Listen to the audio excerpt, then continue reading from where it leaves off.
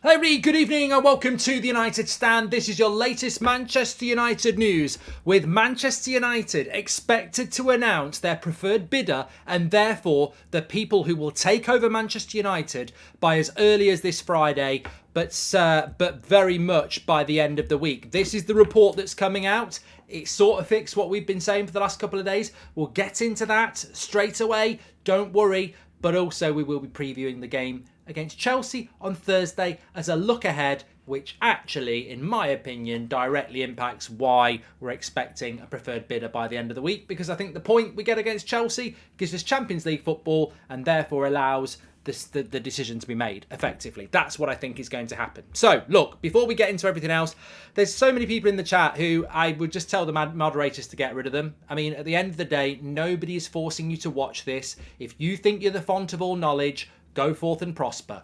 Get in your garden and talk to yourself. If you want to listen to where it's coming from, absolutely fine. I don't think anyone in the chat or me myself are going to be really bothered if you go, but you're not ruining the show. And actually, it's coming in from a source that's publicly out there for you all to read. It's not plucked out my arse. It's not from a private conversation. It's there for everybody to read. And as we've been doing for years on here, we are reacting to the news with real fan opinion. Sorry to the clever people out there who know what we do, but I think sometimes it does need to be explained for people who think we make up the shows ourselves, yet we always tell you where the news is coming from. Anyway, this is coming in from I forgot where it's coming from now. Twat. It's coming in from The Independent. It came out about less than an hour ago, and it says this. Bidders for Manchester United are hopeful that there will be an announcement regarding a preferred bidder by the close of the domestic season and potentially as early as Friday. Although it is already much later than expected and will bring some more clarity, sources with knowledge of the situation are describing it as another milestone of constant milestones in a process that yet could go on for months. I'll tell you why that in a minute. However, there's cautious optimism with an Ineos bid due to the nature of the deal they put together, which will still has the club priced at a higher value than the Qatar bid, and it was significantly improved on the third offer, as we know, by Qatar. The reporting of that did lead to a situation there was some frustration from Qatar, blah blah blah. That is nevertheless all about the bid. That comes a good growing information. Okay, this is quite interesting. There's growing aggravation within the other Premier League clubs about state ownership, particularly in light of the delay for the Man City case. And also there's talk of Newcastle potentially breaking legally binding assurances on being separate to the Saudi Arabian state. It is expected if the Qatar bid was the preferred bidder, there would be fierce opposition from at least 17 clubs. However, the Qatar bid from Sheikh Jassim, meanwhile arguing that their offer can be negotiated more quickly due to the fact that it is for all of the Glazers shares and an outright buyout. The hope among the bidders is that there will be clarity on this by Friday. So, I mean, just cutting through it all a little bit there. Look, this is coming from The Independent. They're saying that by Friday there is an expectation there will be news, if not by the end of the week, on who the preferred bidder is. There's a couple of things I would say there that need to be clarified a little bit. The first one for me would be why can it still go on for months, even if it gets announced on Friday? Remember, this preferred bidder... Adosh, thank you very much for your super chat there. This preferred bidder does not mean that we're bought. What happened to Vinicius Juniors last night was sickening, says Marcus. Exactly, it was. Mark, I'm in Benidorm. It's raining cats and dogs, but I never miss a show. Always right on the button, says Andy Bell. Thank you very much. So, what this story is saying is that by Friday, or by the end of the week, it is expected that there will be an announcement on who the preferred bidder is. This was meant to happen by February. It was meant to happen by April. If it happens on Friday, what happens then? It means that the club will move forward with either Al Thani or Sajim through the legal ramifications of the deal to a conclusion that could still take months, because there could be all sorts of negotiations that go on. So it doesn't mean the club is effectively in the hands of Sajim or Al Thani on Friday. It just means that they're the preferred bidder and they would move forward. It could still take months for Al Thani or Sajim to actually get control, but essentially the Glazers would be saying this is the bid we want to work with, and everyone else is out of the equation. So it would be a step forward. That's why it could still take months. And then the article goes on to say that there is There's optimism from Ineos because they feel that the bid they've put together has a higher value, and also that it's seen as a straightforward bid because they don't have the ramifications of being a potential state buying a football club. They feel that their bid is cleaner, whereas Sheikh Jazim feels that his bid will be cleaner and quicker because they're buying the whole club. I mean, look, that's all he said, she said, and all that. But effectively, hopefully, a decision will be made by the end of the week on where we're going to move forward. One thing I would say, let me just read these super chats and then I'll tell you what I would say. Mark, would you rather have Sir Jim come in with the Glazers staying or have City win the treble? Both horrible. Joel, I don't have to answer that, Joel. I mean, if people want to answer that, that's up to them. But they're not directly related, are they? Mojo, thank you very much for your 10 gifted memberships. I broke up with my girlfriend yesterday. Your shows have really helped me cope. Thank you, Mark, for what you do, says Simran. Well, we've got a community here. If the announcement is Friday, it has to be Qatar. If they announce to Jim there will be a war at Old Trafford on Sunday, says Andrew. Don't say that. They won't announce it now. It's going to be Sir Jim Radcliffe. This delay is to get us desperate for anything new. Can already feel public opinion swaying towards Sir Jim just for something new, says Rory. Thank you very much to Rory for that there. And just catching up with some of your chats here. Preference coming from the Glazers, the people selling the club or the club stakeholders. Could this even be a case of dropping 10 applications down to 2? Says Nicholas Walker. We should sign Vote on a permanent deal, says Ajit. You need to go to the doctors. And Mark, if you don't say ultimately or effectively for the rest of the show, I'll give 20 memberships, says Jacob. you know that's not going to happen. But what I was going to say is that I think what you've got here now is, and if Sir Jim wins, I'm hoping to watch Wolfsburg for the next 20 years. The only way forward is Full Sail and Super Wealth. And that's coming in from Mark Porter. So we're going to do the Chelsea preview in a minute, but we're starting off with breaking news that Manchester United are expected to announce their preferred bidder by the end of the week and potentially as early as Friday. This still could run on for a few more months because once they announce the preferred bidder, you've still got to go through the process of the negotiations to sell. So we accept that.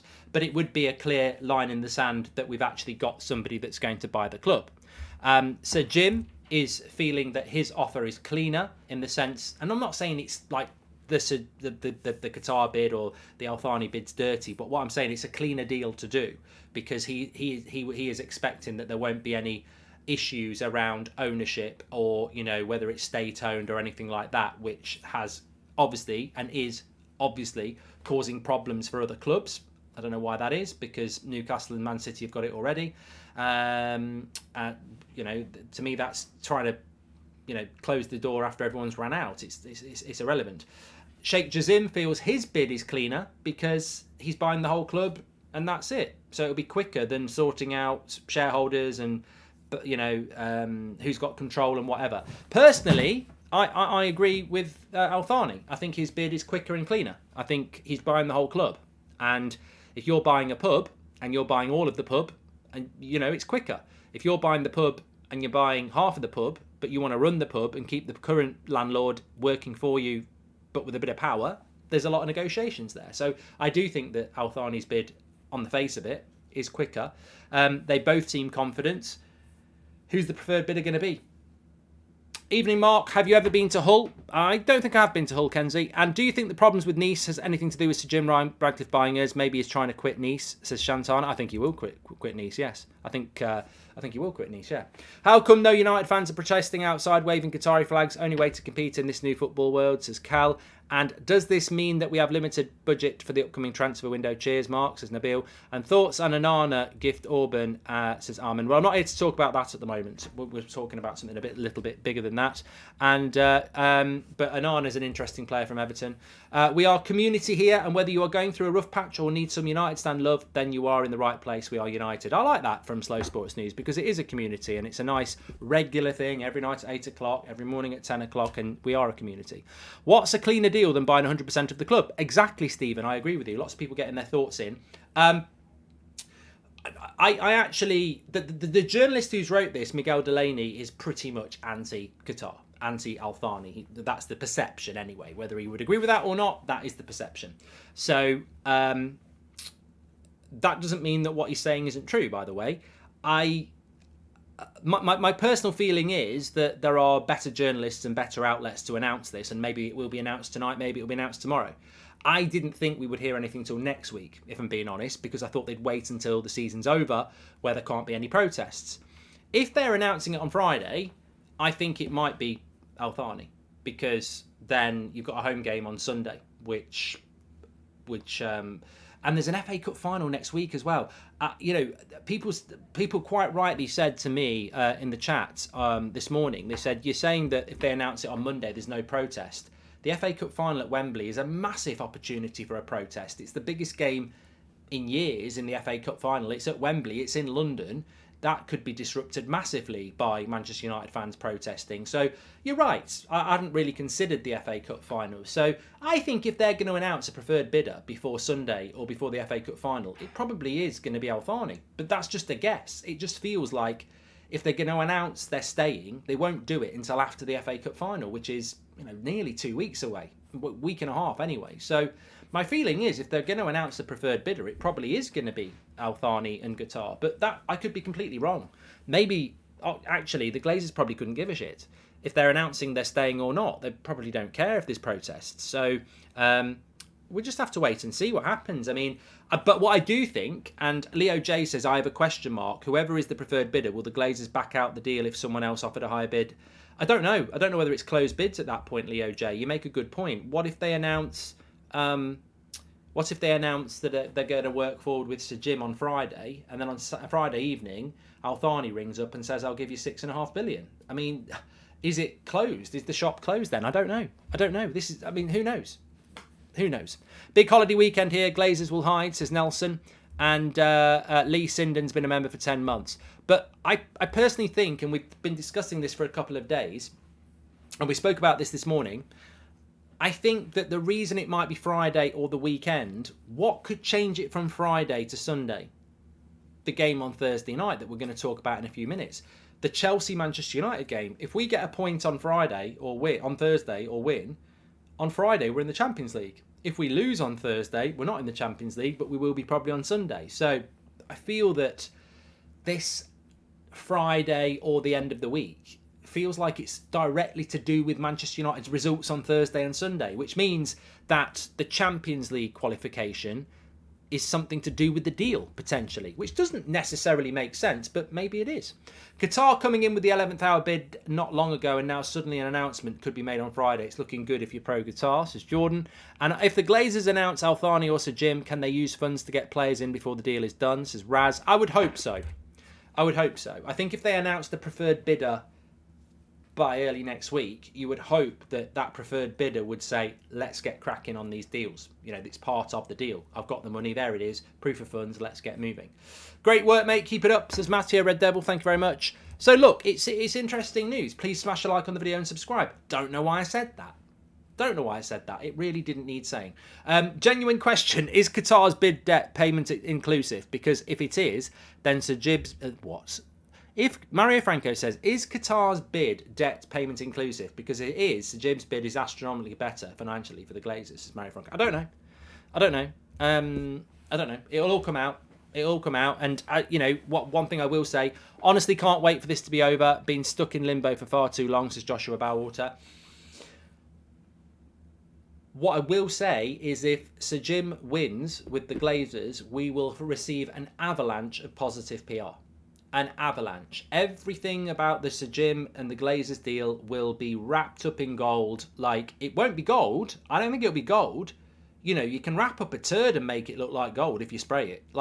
I don't think it will be gold, but I think a lot will be wrapped up in gold. And all sorts will come out about the Qatar bid was fake. They never really wanted United. They didn't offer enough. There'll be loads of stuff like that comes out.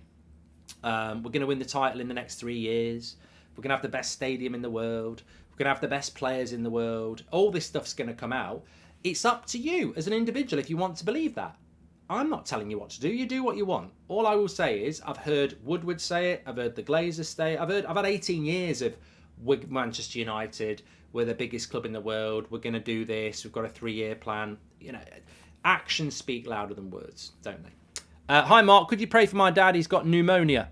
I watch your show to help me, says Mohammed. Well, I'm sure we're all praying for your dad. Thoughts and prayers with you, Mohammed, and your dad. And hopefully he recovers soon. Best wishes, of course. Average Joe says, Delaney is an hypocrite. Look at who owns the paper he writes for. Sanctioned oligarchs, says Average Joe. Look, all we're doing here is reporting a story. I'm sure other people will pick up on that story and they'll either refute it or it will be true. But effectively, this story says that by Friday or by the end of the week, there is expected to be an announcement on the preferred bidder. And I've got to say, I'm here for that. Because whichever way it's going to go, if it's going to be Sir Jim, I'd rather it's Sir Jim on Friday than Sir Jim in a month. Like, I don't want the Glazers to stay. I want a full sale and I want the Glazers out. But if they are staying and Sir Jim is getting the club, we're powerless. So I'd rather they just bloody get on with it, because the sooner they get on with it, the sooner they succeed or the sooner they fail, and we can have another change. But whoever's going to, I think I agree with Joshua Bowwater, whatever's going to happen, we've got no power on it. So let's just bloody get on with it. I do not want, and I did expect another 2 weeks of waiting. I just want to get on with it now. Could you please say hi to my 7-year-old Omar? He will be over the moon, says Ali. Good evening to Omar. I hope you're doing well. And hi, Mark. Love the channel and pray it's Qatar, says Robbo. Thanks, Robbo. He's been a member for 11 months. Thanks for the members for supporting the channel. Another member, James, says reports previously said that clearing the Glazer debt is not part of the purchase bid from Qatar. That will be paid separately. 12 months a member. Thank you very much, James. And no way Qatar lets this go. Once in a lifetime chance, says Graham. I don't know what you think about it, actually. I mean, I often have moments in the day when I'm working doing the United Stand where I do think about... just take a moment here. Have you, I'll be surprised if you haven't, have you had moments over the last few weeks and months where you've thought of the scenarios, what it would be like to be if they announced Al Thani, what it would be like if they announced Sir Jim? I'll be honest, my big assumption is that they're going to announce Sir Jim. That's the one I've prepared for the most. I haven't really envisaged the Al Thani one because I don't think it will happen. I think it will be Sir Jim. I can see how it can be Al Thani. I'm not saying that Sir Jim's got an 80% chance. I think it's 50-50. But in all my imagining, I always imagine that it's the Sir Jim one because it's the one that just makes me feel a little bit, I can't bring myself to think, what would a full sale be like? What would Super Wealth be like? I just can't imagine Man United. I can't imagine that. If I did imagine it for a moment, it doesn't mean success. I think it's the best chance of success, but it could go massively wrong. There's no doubt about that. But I imagine the Sir Jim one more, with question marks and frustration and lack of trust, and the glaze is still there. That's the one. But I do take time every now and again, just thinking of the two scenarios. I'm taking my granddad to his first United game on Thursday. Can you reassure him about the atmosphere, even though the champion... It's not Amy. This is the second time you've asked this question, and I'm starting to believe you're a troll. Because we told you last night that the game will be exciting, and you insinuated that it was the Fulham game. We have not qualified for the Champions League, Amy. So your granddad needs to calm himself down, maybe give him a packet of Werthers, calm him down, put Country File on, and tell him to take a chill. We haven't qualified for the Champions League yet, so it will be a brilliant atmosphere on Thursday night because we need a bloody point. Tell him to stop moaning and check the league table before he stops and wasting your time. I'm joking, of course. But it'd be a great atmosphere. We've not qualified yet. If the rumours of the Chelsea's injuries are true, Rashford will have a field day with that defence, says Leo J. I'm definitely getting clipped up. I've just realised the Werthers thing was too far, wasn't it? I like Werthers. A lot of old people do as well. If the rumours of the Chelsea... Your granddad sounds like me when I'm older. Well, I'm like that now. Mona, if the rumours of the Chelsea's injuries are true, Rashford will have a field day with that defence. Well, we're going to preview the Chelsea game in a minute, which, to be honest with you, is going to take me all of 2 minutes. Mark, I have Ed, and watching your show really helps me stay up and positive. Cheers, says Stuart Walker. I don't know what that is, but thank you, Stuart. And I know that you've been part of the channel for a while, so I hope you're doing well, and thank you very much. We've got a great community. We have. I recognise a lot of the names. I always do, and big up everyone. Great hoodie, Mark, says Andrew Fletcher. Yeah, if you want to get any of our new merch, links in the video description. United Stand, Shopify. We do ship worldwide. Thank you very much. Poch is not managing on Thursday, Matt. Nothing wrong with Country File. No. Love it. Is John Craven still alive? Can we find out about that? Is John Craven still alive? Country File. Used to love watching that. You always get a weekly weather forecast. Anyway, erectile dysfunction maybe, says Long. I don't think it is that. Come on. Oh, I see what he's done there. Yeah. Yeah, Stuart, you used to be valued. You're now a twat. You're a knobhead. Anyway, John Craven is alive, says Anthony. Right, shall we preview the Chelsea game? Because I feel people are getting their knickers in a twist about this this story that we might have a sale. So let's go across here. This is the Chelsea preview with Mark Galbridge. It's not going to take long. Chelsea are absolutely terrible. Adney says, pundits criticising Varane's poor performance this season is bullshit. It's just like how Harry Pinero had a great performance in the charity match while conceding 8 goals, says Adney. Good one. Sir Alex looking at all of this chaos and thinking to himself, all this has happened because of a horse, says glory, glory. And Paul, thank you very much for your super chat. So look, Manchester United play Chelsea on Thursday. We play Fulham on Sunday. We need 1 point from 2 games at Old Trafford to get Champions League football. If we mess this up and lose both, we don't deserve Champions League football. I think you go hard against Chelsea. Stuart, shut up. You go hard against Chelsea, and then against Fulham, you give Maguire, McTominay, Delo, you give them a game, right? So I think Chelsea go absolutely hell for leather to get the result, and then Fulham, it's party time. That's how I would do it. Hi Mark, had a pesky rat eating trash in my apartment, finally got it with a mouse trap. Maybe it's a sign that Ratcliffe deal is done and Qatar in, says Embit. And Darren Malini, thank you very much for your super chat. And do you think Man United overachieved this season, says Ahmad. I do think we've overachieved this season, but we've got to get top 4 first for Amy's granddad. So Amy's granddad, this is how I would line up to get the point, because it will be a good atmosphere. I'd go like this, really, really strong. De Gea in goal, Wan-Bissaka, Lindelof and Varane, Luke Shaw, Casemiro, Eriksen, Bruno, Rashford, Martial, Anthony. I think that's our best team. I know there's issues around Martial, and I know that, but ultimately, when you've got Martial up front, it's way better than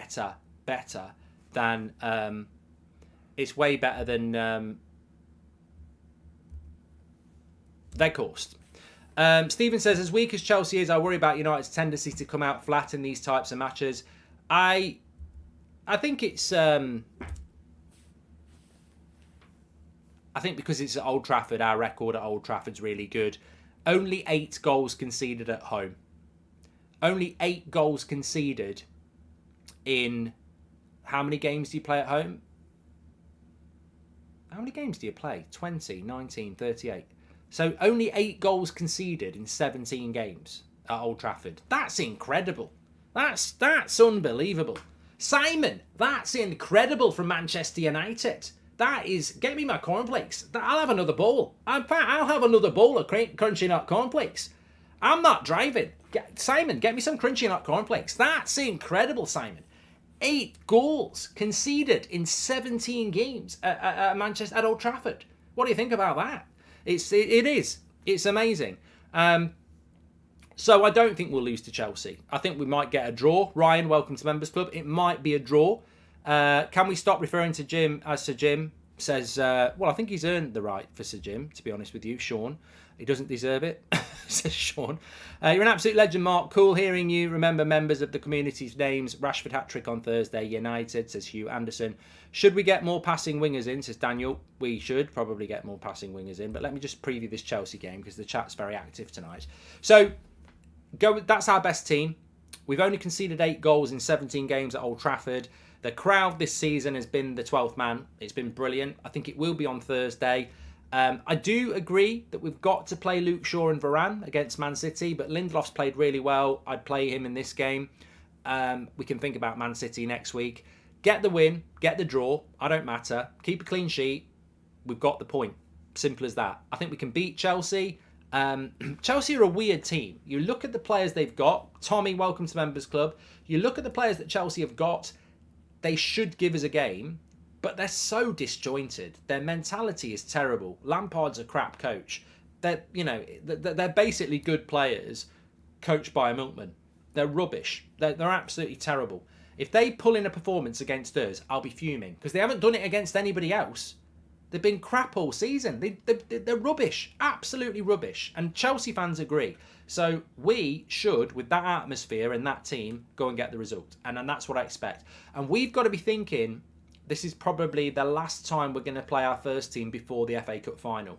So we've got to put in a really good performance because 100% Against Fulham, you play Maguire, you play McTominay, you play Malacia, you play Dalot, you play Fred, you play Garnacho, you play Weghorst. You know, against Fulham, you play the B team. That's exactly what you do, because you want your first team to be prepping physically and mentally for the biggest game, and you want them to just, you know, be relaxed. So we don't want to make Fulham a pressure game. We don't want to make Fulham a game where everyone's going 100 miles an hour and potentially picking up knocks. Get the game done against Chelsea, leave the game for Fulham for the reserves. So I absolutely think that that's the team we go for. And I've got to be honest, I don't really care what the result is. I'm not bothered. As long as we don't lose, if we get a point, obviously I'd love us to win. As long as we get the point and we qualify for the Champions League, that's all it's about. And then you make the changes against Fulham and you build up for that FA Cup game, which is going to be absolutely massive. And hopefully, with the point or 3 points against Chelsea on Friday, going back to the headline, we get the preferred bidder announced. There we go. Mark, despite their poor season, I think this game will come down to whoever's bench is better. Love the show. Keep it up. Get the sale done, says Crystal X. Thank you very much. Also, Tommy and Ryan, welcome to the Members Club. Thank you very much. Look, you know what? Can I just say, just on Chelsea, before we come back to what everyone wants to talk about, even if Chelsea come and play well, I think we're better than Chelsea. Even if Chelsea come and play well, they don't score goals. So we shouldn't be losing to Chelsea, regardless of how they play. I seriously doubt Martial is the better striker. Not once did he stretch the Bournemouth defence. He always came back to keep the ball. With Sancho and Anthony, we didn't have runners either. It was stagnant, boring football, says George. Mate, if you think Weghorst is better than Anthony Martial, then you probably think The One Show is better than Breaking Bad. That's the sort of opinions you probably have. You know, you probably think Weetabix are better than Shreddies. You probably think that toast is better than lasagna. You probably think orange is a better colour than red. You know, Weghorst is not better than Martial. I get it. But Stuart Walker says, I'm just playing. You really are goated no matter what the haters on Twitter say. Sometimes I don't agree with you, but for the most part, you're spot on. You don't have to agree with me, Stuart. I actually like it. I actually like it if people don't agree with me because it generates conversation. I'll go full strength here in Champions League first, says Drub. I agree with you. Mark, don't you think finishing third will be better with not playing qualifiers? I don't think that's how it works, Cuss. I don't think that's how it works. I don't know. I don't think that's how it works. Tommy, welcome to the Members Club. I don't look at that sort of stuff. It's like looking at spoilers and trailers before you watch a film. I just want to watch the film. I don't know if you finish fourth if you've got a qualifier, because apparently we go into pot B anyway, don't we? We go into a better pot than Arsenal in the Champions League, but I don't know whether you have to play a qualifier if you finish fourth. Ten Hag has had a better first season than Pep, Klopp and Arteta trophy, and 75 points, all were trophyless and had points total of 78 from City, says Rodney. Mate, I think seriously, I said it this morning about Varane, and I've said it multiple times about Ten Hag. I think he's been massively disrespected by ex-players, the media, and the wider footballing world. He's been massively disrespected. Eddie Howe has had a great season, but they're putting Eddie Howe up here and Erik Ten Hag down here. I don't get it. Like you say, it's his first season at Manchester United, taking over the worst Man United side in Premier League history. He's took us to 2 domestic finals and the top 4. He only bought 5 players. One of them was a free transfer, and one of them is basically a backup left back. So he's bought, you know, I think it's ridiculous. Ridiculous. British bias, says Nishant. Well, I've seen it with Varane, I've seen it with Bruno, I've seen it with Casemiro, and now I'm seeing it with the manager as well. Absolute bullshit. Absolute bullshit. I think Erik Ten Hag has been massively, massively disrespected. Look, our rivals are never going to say Ten Hag's had a good season because they hate Man United. I get that. I can deal with that. But our ex-players, the media, you know, to not be shortlisted in the top 6 is a bloody disgrace. I mean, Thomas Frank's had a great season. Marco Silva's had a great season. De Zerbi's had a great season. But Ten Hag's had a better one. Definitely. Definitely. I read Newcastle could be grouped with PSG, Real and Milan. If that's the case, I'd prefer to finish 4th, although Erik Ten Hag could beat anyone with backing. It's got nothing to do with that, Nick. Basically, it's to do with your previous performances in Europe. So we go in pot B. I think Man City go in pot A, we go in pot B. I think Arsenal and Newcastle go in pot C or D. It's to do with what you've done in Europe over the last few years. So Newcastle haven't done very well in Europe. They've not been there, and neither Arsenal haven't been there for a while. So it's to do with that. But coefficient, that's the word, DJ. But I don't know whether.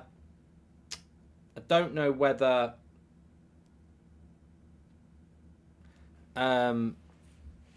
I don't know whether if you finish fourth you have to play a qualifier or not. I don't know. Leo J says, Mark, it was so nice to see Jamie Carragher finally say sorry. Just a shame Gary can't admit he was wrong, says Leo. Yeah, so Jamie Carragher admitted that the surprise of the season for him was Martinez. Doesn't stop him being a prat. I mean, he still judged the player on height. I mean, how you can judge a player on height is ridiculous, but, you know, at least he acknowledged it. Why would we want Gary to apologise? Because simply, I respect and like Gary Neville, even though he doesn't like me, that's fine.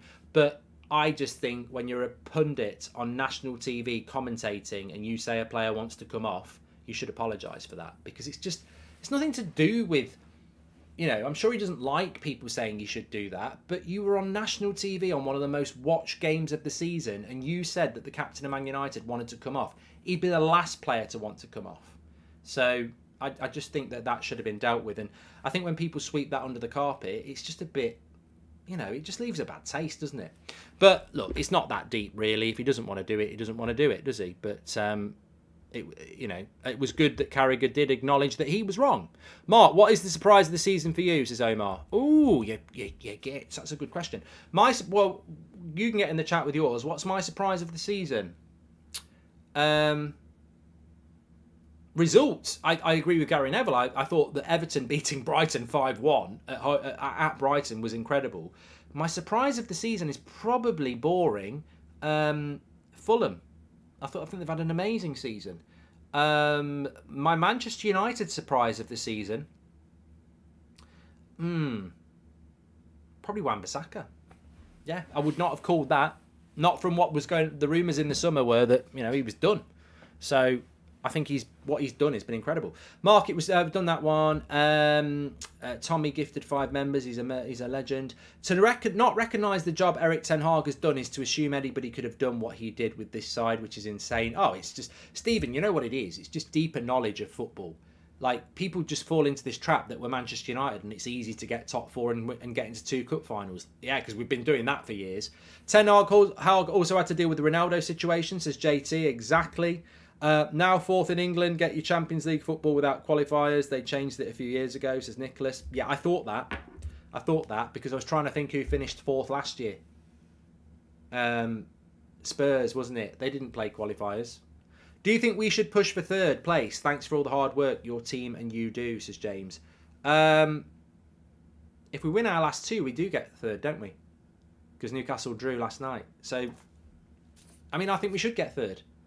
Do you think we should push for 3rd? Yes, I do, James. I think we should be getting 3rd, but ultimately, it's 3rd's nice because it says 3rd, but Man United should be 1st. That's where we want. But I mean, of course, you take 3rd over 4th. It's probably a little bit more money, but we should do that now. But ultimately, I just want to get that point, get Champions League football. Weghorst isn't a better player, but he offers more to the team. He presses. Look, George, you've expressed your opinion. You think that Weghorst offers more to the team. I disagree. He is slow. He offers nothing but hard work. Martial, if you can get something out of him, he's a much better footballer. I think for the Man City game, you can't pick Weghorst because he works harder. You've got to try and get something out of Martial. He's a much better footballer.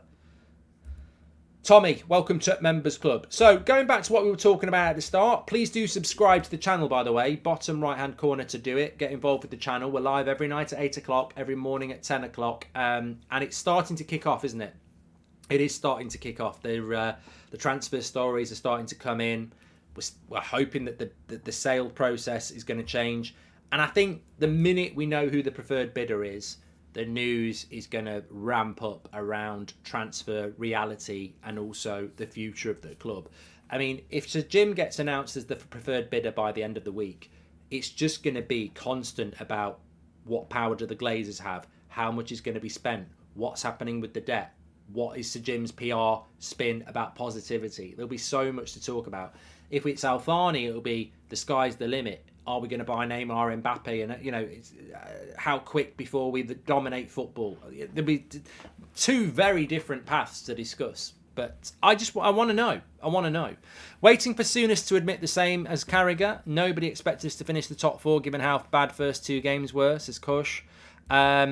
Is there any advantage to finishing third over fourth? I remember before they used to be a playoff. I don't think there is, Twisted Moustache. I don't think there is anymore, apart from the fact that you finish third. Thanks as always for the great content. What do you expect of Erik ten Hag and United next season? Says Martin. Mate, I can't tell you that. I've got no idea. I think that it was interesting what Eddie Howe said after the match last night, that a big summer lies ahead because in the summer, in the transfer window, because he knows they've got to go and buy. Arsenal at the moment are heavily linked to Rice and Caicedo. Does that mean they're getting one or both? Liverpool are heavily linked to Mount and Alexi McAllister. Are they getting both? So there's a lot of activity already going on. And to predict what we're going to do next season, what I would say is if we kept the same team now and added Harry Kane in, I'd expect us to be fighting for fourth again.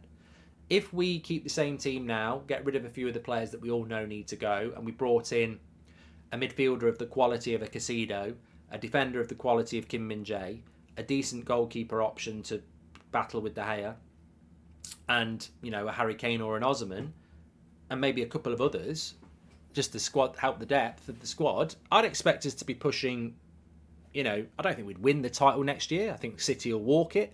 But I'd expect us to be fighting for second. I mean, if you're third or fourth, your next step is to fight is second, isn't it? Normally, it's to fight for the title if you finish third or fourth. But this is a different era. It's dominance from Man City. So I think United have got to... Our aim next season, in a sentence, is to topple Arsenal. Second place. That's what we're fighting for. Because I think that's what everybody's fighting for. And I know that's a very negative thing to say, but... If you understand the juggernaut that Man City are, then everybody's fighting for second place. And I think that's what we've got to look to do. I think the only way to settle this would be trial by combat, Sir Jim versus Sheikh Jazim, says Al Nasser. We don't need any of that. Newcastle will be thinking the same thing as Hannibal. That's why I can't predict what United are going to do next season because I don't know what we're going to do in the summer. I think this summer transfer window is going to be the most significant summer transfer window in years. It reminds me of the Mourinho summer where we finished second, and Liverpool and a few other clubs bought really well and we bought really badly, and Mourinho lost his job at Christmas. So I think this is the biggest summer since then, where you've finished in a position where your next step is to challenge for the title, and they blew it. So yeah, aim next season is to play more attacking football, says Robert. Yeah, and I think that comes as part of it. Alex the man, welcome to the members club. Yeah, I think that comes part of it, Robert, of course, because that's the progression of Ten Hag. But where we finished will be dictated to by who's got the better squads. Yeah, I'll reserve judgment on that. But I'll always go back to any info for Rashi versus Chelsea. Yeah, he's back training, mate. ETH, he should play. Christopher, welcome to Members Club. Thanks for supporting us. CGI wants the cheat code. Hi, Mark. Do you like... no, I can't read that. Can we not predict what's happening tomorrow at United? Says Steve. Nothing. It's Wednesday. What do you think is going to happen with the sale, says Ruben? So, look, if you've tuned in a little bit late, there's a story come out from The Independent tonight that the preferred bidder is expected to be announced as early as Friday or by the end of the week. The preferred bidder is going to be Sir Jim working with the Glazers, or it's going to be Al Thani removing the Glazers for a full sale. I don't know which way it's going to go. It feels like it's something to do with Champions League qualification, because why would it be Friday or the end of the week?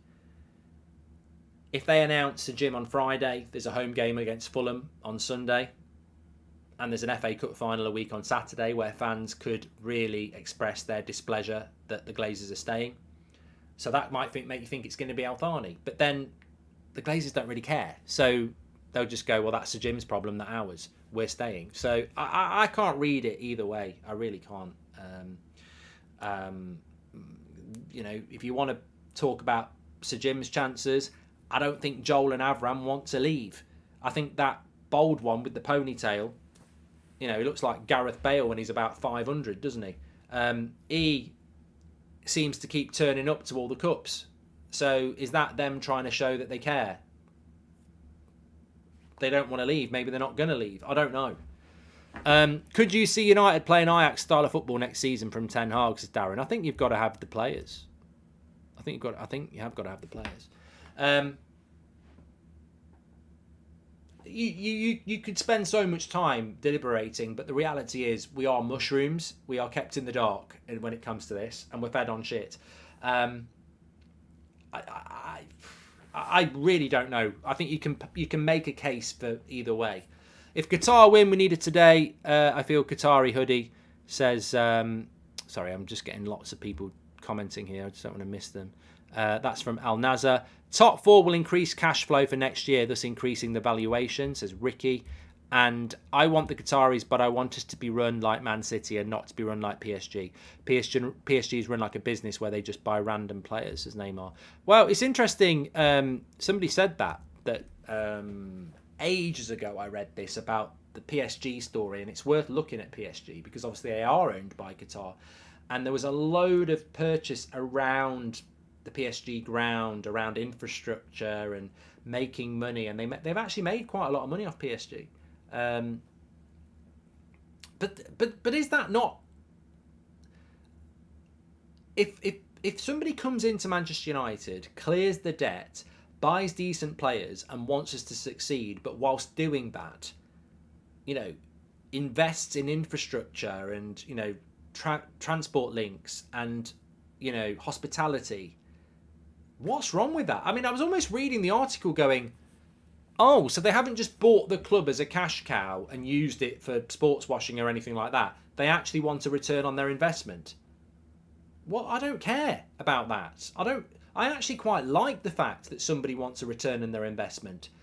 But a return on your investment from Superwealth is very different from, a return on your investment by taking dividends out when the club's in debt and never wins anything.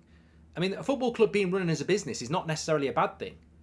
As long as it's not dividends coming out, we never win anything. Look, the Glazers bought Man United to bleed it dry. If somebody buys Man United to make it a superpower as a football club that makes loads of money, who cares? I don't care about that. Ultimately, we want somebody to run the club who wants to win everything and make us the best. We can still make money doing that. I've got no problem with that. I don't see why people have a problem with that. Oh no, I want somebody who buys the club who just doesn't want to make any money. They just want to spend. It's just a toy to them. I think there's more longevity and credibility and sustainability if somebody comes in and buys Man United and says, right, I want to take this ground to 100,000, so it's making loads of money. I want the infrastructure around the club that we own. I want transport links that we build. I want to make this and all around Manchester United massively profitable. So what? I see Osman, Rice, Casido and others going to rivals if we have Qatar or not. For all we know, Arsenal and Liverpool have already agreed terms, says Jack. Darren, thank you very much. Is a preferred bidder not just a way of hoping for an 11th hour bid, says Ray. It could be. Mate, look, all we're saying is it's expected a preferred bidder gets announced on Friday or by the end of the week. If that preferred bidder is Sir Jim, Al Thani might go straight to the Glazers and say there's 6 billion. You don't know. More delays could happen. Or, more delays could happen. Going back to the transfer story, 3 things I've said before. Arsenal, Declan Rice, massive favourites, might already have a deal in place. Liverpool, Alexi McAllister, massive favourites, probably already got a deal in place. Osimhen, Chelsea, favourites, desperate to get hold of him. Haven't got a deal in place, but when Chelsea want something. Those are 3 players that you might or might not want at Manchester United, and we're definitely not in the race at the moment. So you could mark those players off at the moment as not being players that United will be signing this summer, because we're just not ready. We may never have gone for those players, but I think if we'd sorted the ownership out in March, I think you'd have a better chances. Chelsea have got Nkunku, but Nkunku's not an out-and-out striker, James. I think Nkunku's going to play off a striker, or out wide. That he won't be playing as the striker. Well, he might do. He did do it. He has done it at Leipzig, but I don't think Nkunku is an out-and-out goal scorer. You know, look at Erling Haaland. I was looking at this. Made me laugh today. Actually, somebody clipped up Haaland goals this year, and not all of them. So you know where this is going. They clipped up Haaland goals from this season, and just a load of tap-ins. And they were basically saying he's just a tap-in merchant. And I was like, well, there's two things there. One, this is why Chelsea want a goal scorer, Man United want just a goal scorer. You actually want somebody who's just a goal scorer. It's a skill. And two, it's all right saying it's tap-ins. Put me up front for Man City. I wouldn't be in the positions Haaland's in to tap it in. If it's so easy to be a tap-in merchant, why wasn't Jesus doing it last year? It's a skill. He might be scoring tap-ins, but it's a skill to be in the place to score the tap-ins. It's a very distinct skill, and that's what Chelsea need. Tapland, says Lillis, and not all his goals are tap-ins anyway. Movement's key, says Nishant. It is. Man United need that sort of striker. I think Nunez at Liverpool will become like that. He's a chance magnet. He just can't finish them at the moment. But look, Haaland. Probably should have been a Man United player. He's a Man City player and probably the best striker in the world at the moment, isn't he? Cavani had brilliant movement as well, says Kens. Fabrizio said there is no truth in United trying to sign Vinicius Jr. or Neymar. Absolutely true, Paula. You just reminded me, Paula, as well. I saw something today. I can't remember who wrote it, right? And I was like, oh my God, it really is silly season. There was a story that came out today. I forget where it was, but it was something along the lines of Manchester United are really interested in signing Kim Min-jae. They're favourites to do it at the moment. They've put a lot of work in, but they can't do anything until his release clause, which is the first 2 weeks of July.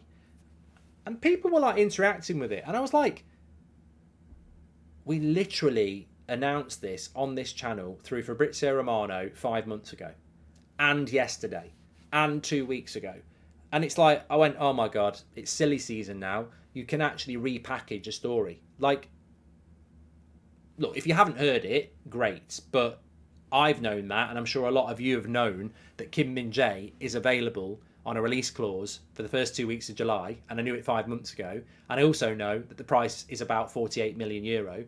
And I also know that United are very interested in him. But we're getting repackaged news at the moment as well, which is, it's fine. It's absolutely fine. It's the summer transfer window and this happens, and there's a lot of crap out there and there's a lot of stories that get repackaged. Nishank says, power cut in my society. I'm up watching you, Mark. Only United Stand is able to keep me company apart from The Big Bang Theory and Friends. Okay, Nishank, thank you very much. Well, no, Luke, you didn't hear it from me first. Well, you might have heard it from me talking about it, but it was Fabrizio announced it on this channel months ago. So that was the first person I heard it from. Why is he not at Manchester United yet? 50 million is a steal, says Christopher. Because the release clause doesn't kick in until July the 1st. You can't. You can only do it in that 2 week period. It's a weird one. I don't know. I've heard of lots of release clauses before. I think Timo Werner had a weird one, didn't he? Where it had to be done on a certain day or by a certain day. But it's a 2 week period in early July where they can't do anything about it, which is a bit weird. Turkish news says that Manchester United want Timber. Yeah, but Timber's said now that he might end up staying. Mark, would you take Kane for 100 million or Osman for 150 million? I would take Kane for that price. I'd take Osman because I think 100 million pounds for a 30-year-old is ridiculous with 1 year left on his deal. I think paying more for Osman is logical because of his age. You get simple economics, isn't it? You buy Harry Kane for 100 million and you get 3 or 4 years out of him. That's 25 million a season. You buy Osman for 150 million and you get, 8 years out of him. then you're getting him for what? I can't even do the maths. Less than 25 million a season. And also, obviously, he probably wouldn't play for 8 seasons, but if you keep him for 4 seasons, then you sell him for 100 million. Economically, it's much better to go for Osman. But he could flop, says Marvin AM. I don't really care what people want. Kane or Osman, Sajim or Al-Thani. We've all got our own ideas. Doesn't make one set of people right, doesn't make one people wrong. I think it's easier to go for Kane than Osman than it is for Sajim than Al-Thani, because my big problem with Sajim is all these people have said they want a full sale and it's not a full sale. All these people have said they want the Glazers out and it's not the Glazers out. I think there's a bit of hypocrisy there, but it's up for them. People change their minds all the time. Respect it. If you've got an opinion, somebody logically will have a different opinion to you. I'm not going to moan about it. Why have we lost interest in Timber, Marks, a CGI? I like Timber, and I don't disagree with the people that say you could play Martinez and Timber at 5'10" together. I don't think it's been done in the Premier League. Mark, would you take Pellegrini instead of De Jong? Says Rory. If that's what Ten Hag wants to do, I would. Just wanted to say hello and have a great evening, says Outdoor Adventure Marine and Rattlesnakes. Hope you're doing well. Ten Hag runs the club like Pep if we get Qatar, says Neymar Jr. I don't think that, Sabello says that Timber and Martinez is a recipe for disaster. It can work. You can play with 2 5'10" centre-backs. Ajax did do it. But I think in the Premier League, it's problematic because there probably is more cross. I've never looked at this. It's a really stereotypical assumption. But I would assume there are far more set pieces and crosses into the box in the Premier League than there is in other leagues. And 2 5'10" centre-backs is it's a concern for me. I'm not saying it wouldn't work, but it's a concern for me. And I don't see it. I really don't. But I might be wrong. Logically, you could say that Timber's more of an option than Kim Min-jae because we tried to sign Timber last year.